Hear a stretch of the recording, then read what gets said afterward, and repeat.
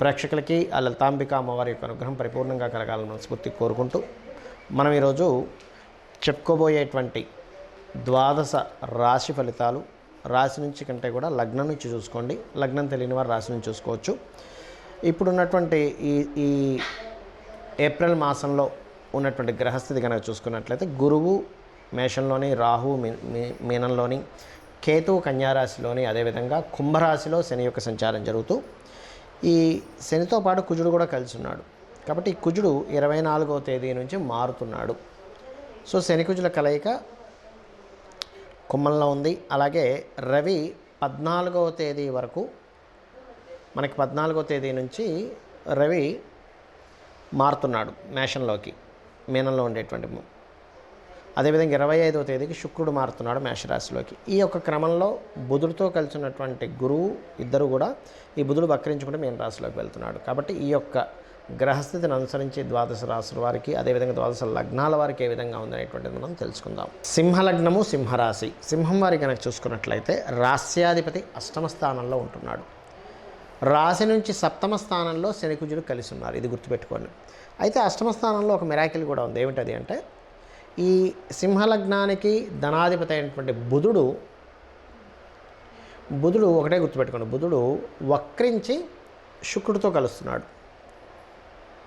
వక్రించి నీచభంగ రాజయోగం జరుగుతుంది. అంటే ఏమిటి, బిజినెస్ల పరంగా ఏదైతే మీకు బాగా గ్రోత్ ఉండాలో, బిజినెస్ పరంగా గ్రోత్ ఇచ్చేటువంటి దాంట్లో ఈ బుధుడు వక్రగతి తోడ్పడుతుంది.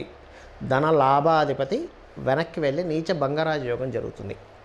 కాకపోతే రెండవ స్థానంలో కేతుగ్రహం ఉన్నందుకు కాస్త మీరు ఏదైనా ఒక మనీ ట్రాన్సాక్షన్ చేసేటప్పుడు గణపతిని తలుచుకొని మనీ రిలేటెడ్ సంబంధించిన డీల్స్ చేయండి. కొన్ని అగ్రిమెంట్స్ కావచ్చు, ఏమైనా చేసేటప్పుడు కొంచెం ఈ మాసంలో కొంచెం శుక్ర మౌఢ్యమి అంటారు, ఆ మౌఢ్యమి సమయంలో మాత్రం అగ్రిమెంట్స్ ఏవి చేయకండి. ఎందుకంటే శుక్రుడు కంబస్ట్ అయ్యే సమయంలో చేయకూడదు. కాబట్టి ఈ సమయంలో పర్టికులర్గా శుక్రగ్రహం అష్టమ స్థానంలో ఉన్నందుకు ఆల్ ఆఫ్ సడన్గా కొన్ని అంటే అష్టమ స్థానంలో కంబస్ట్ అయినటువంటి గ్రహము, అష్టమ స్థానంలో యోగ్యం ఇచ్చేటువంటి గ్రహం ఏమిస్తాయంటే, ఇక్కడ బుధుడు యోగాన్ని ఇస్తున్నాడు కాబట్టి ధన లాభాలు వ్యాపార మూలంగా ఇస్తాడు ఇక్కడ. కానీ అదే శుక్రగ్రహము పర్టికులర్గా గుర్తుపెట్టుకొని కంబస్ట్ అవుతున్నందుకు ఏదైనా అగ్రిమెంట్స్ లేకపోతే ఉద్యోగ సంబంధించిన విషయంలో ఆల్ ఆఫ్ సడన్గా ఆగడాలు కూడా ఇస్తూ ఉంటాడు అక్కడ. కాబట్టి ఈ యొక్క విషయాల్లో జాగ్రత్తగా ఉండాలి. ముఖ్యంగా ఏదైనా ప్రాపర్టీస్ తీసుకునేటప్పుడు జీవిత భాగస్వామి ఆరోగ్య విషయంలోని, పార్ట్నర్షిప్స్ రిలేటెడ్ సంబంధించినటువంటి విషయాల్లోని కాస్త జాగ్రత్తగా ఉండాలి, గుర్తుపెట్టుకోండి. ఈ షష్టమాధిపతి 6వ స్థానాధిపతి ఎవరైతే ఉన్నారో, ఈ 6వ స్థానాధిపతి 7లో ఉన్నందుకు, అంటే కుజుడితో కలిసి ఉన్నందుకు అప్పులు ఇవ్వడం తీసుకునే విషయంలో కూడా చాలా జాగ్రత్తగా ఉండాలి. ముఖ్యంగా మీ యొక్క స్పౌస్కి, అది స్త్రీ కావచ్చు పురుషుడు కావచ్చు, వారు కొంచెం వేడి ఎక్కువగా ఉన్నటువంటి వారు కావచ్చు, బీపీ లెవెల్స్ ఎక్కువ ఉన్నటువంటి వారు కావచ్చు, కొంచెం ఆరోగ్య విషయంలో జాగ్రత్తగా చూసుకోమని చెప్పాలి మీ స్పౌస్కి. సమాజంలో ఏదైనా స్టేజ్ మీద మాట్లాడేటప్పుడు కొంత జాగ్రత్త వహించడం, వివాహ నిర్ణయాలు తీసుకోకపోవడం ఈ మాసంలో ప్రత్యేకంగా 25వ తేదీ వరకు మంచిది.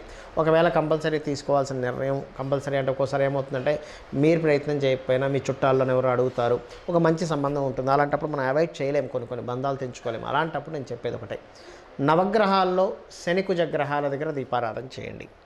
శని కుజాగ్రహాల దగ్గర దీపారాధన చేసి ప్రత్యేకంగా మీరు ఏం చేస్తారంటే, నువ్వులు నూనె మరియు కందులు వీటిని దానంగా ఇవ్వండి.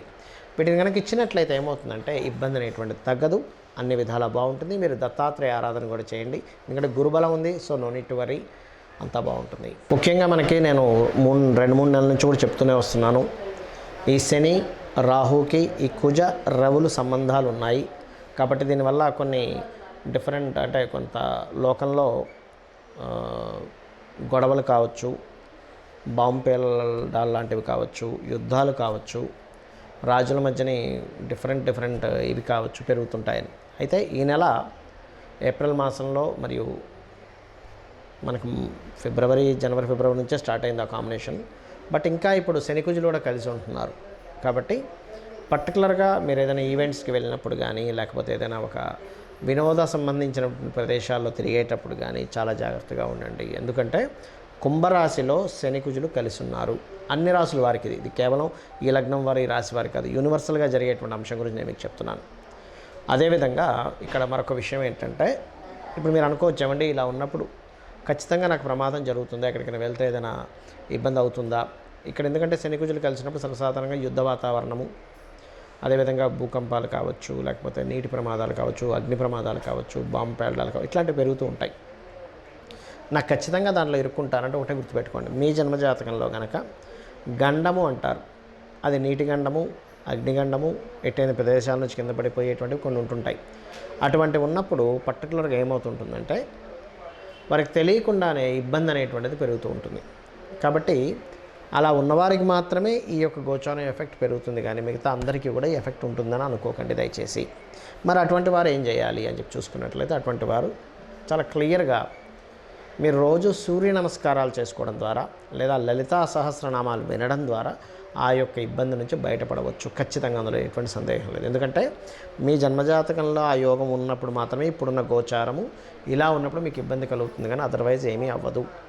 మీ జన్మజాతకం ఎందుకు చూసుకోవాలంటే, మనం చేసినటువంటి పూర్వజన్మ కర్మ ఆధారంగా ఈ యొక్క జన్మలో మీరు చేసేటువంటి, అంటే గుర్తుపెట్టుకోండి, మీ లగ్నాన్ని బట్టి మీ యొక్క లైఫ్ ఎలా ఉంటుంది, మీ ధనస్థానాన్ని బట్టి మీ యొక్క జీవిత భాగస్వామి ఎట్లా ఉంటారు, అంటే మీ సప్తమ స్థానాన్ని బట్టి జీవిత భాగస్వామి, మీ ధనస్థానాన్ని బట్టి మీ యొక్క ధనయోగాలు ఎలా ఉన్నాయి, ఎందులో మీకు ధనయోగం ఉంది, అదేవిధంగా మీ తృతీయ స్థానాన్ని బట్టి మీ ప్రయత్నాలు ఏ రకంగా మీరు ప్రయత్నం చేస్తే సక్సెస్ అవుతారు, మీ సిబ్లింగ్స్ ఎలా ఉంటుంది, మీకు ప్రాపర్టీస్ ఏ దిశలో ఏ సమయంలో ఎప్పుడు కొనుక్కుంటే మంచిది, అదేవిధంగా సంతాన అభివృద్ధి ఎందుకు అవ్వట్లేదు, వివాహం ఎందుకు అవ్వట్లేదు, వివాహం ఆలస్యం ఎందుకు అవుతుంది, అసలు ఇది సరైన సమయమా కాదా వివాహానికి, అదేవిధంగా లైఫ్లో టర్నింగ్ పాయింట్స్ కావచ్చు, జాబ్లో బాగుంటుందా లేనట్లయితే బిజినెస్లో బాగుంటుందా, ఇన్వెస్ట్మెంట్స్ చేయడం అనేటువంటిది మీ ఒకటే గుర్తుపెట్టుకోండి, ఇన్వెస్ట్మెంట్స్ ఎప్పుడు చేయాలి, ఏ సమయంలో చేయాలి, ఎలా చేయాలి అనేటువంటిది